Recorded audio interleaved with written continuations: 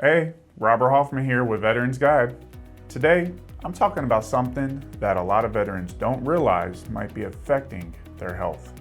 Hazardous exposure during military service. Whether it's in combat zones or even at domestic military bases, exposure to toxins and dangerous materials can lead to long-term health problems. Many veterans experience unspecified symptoms like fatigue, pain, or difficulty breathing, and often they don't even realize that their condition could be related to toxic exposure. The truth is, exposure to things like chemical agents, asbestos, radiation, or even toxic water could be the hidden cause of many of these health issues. So, what exactly is military toxic exposure?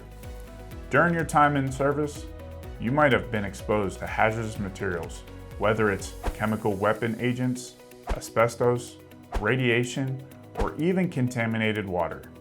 These exposures can lead to immediate symptoms or cause health problems that don't show up until years later. For instance, burn pits in Iraq and Afghanistan have been linked to respiratory issues, and veterans exposed to Agent Orange in Vietnam now faced increased rates of cancer and other diseases. Exposure to radiation during combat or training, for example, can lead to cancers like lung cancer or thyroid cancer, and something like asbestos exposure from older buildings or equipment can lead to lung conditions like mesothelioma.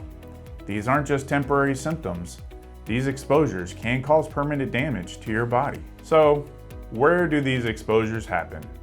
Military bases both overseas and within the US can be sources of dangerous chemicals, solvents, and toxins. For instance, Camp Lejeune in North Carolina is infamous for its contaminated water, which has been linked to conditions like Parkinson's disease and non-Hodgkin's lymphoma. Even those who were exposed for 30 days or more between 1953 and 1987 may qualify for VA benefits if they developed one of these conditions. In combat zones, veterans have been exposed to a mix of toxic hazards. Things like burn pits, diesel fumes, and dust storms have all contributed to respiratory issues and other health complications. Those who served in Iraq or Afghanistan know how widespread these issues are, and unfortunately, they often don't show up until years later. So, if you're a veteran who's been exposed to any of these toxins, how do you connect them to your condition? The VA is aware of these risks, but simply saying, "I was exposed," isn't always enough.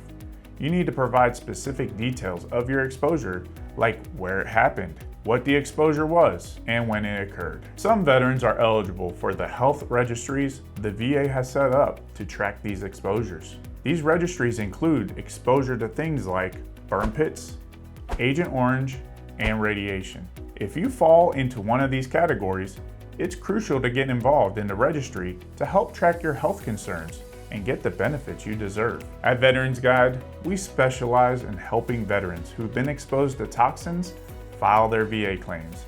Whether it's Agent Orange, burn pit exposure, or radiation, we can help you get the right evidence and file your claim the right way. If you've been exposed to hazardous materials during your service, don't wait to get the help you deserve.